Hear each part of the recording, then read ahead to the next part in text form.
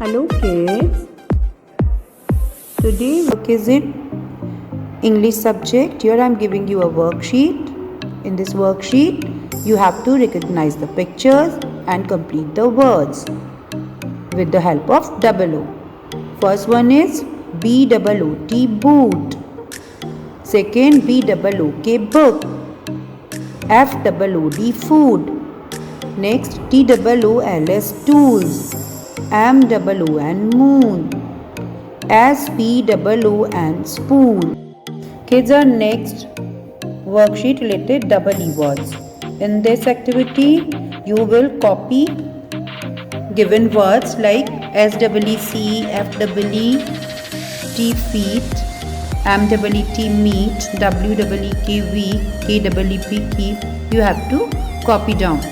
In next you have to recognize the pictures and complete the words. Number 1, F-double-E-T feet. Number 2, S-double-E-C. Number 3, M-double-E-T meat.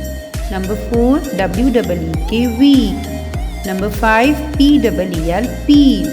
Next one is feel. Next one, reel. And last one is keep. In this way you have to complete both the worksheets. Bye bye kids. Thank you everyone.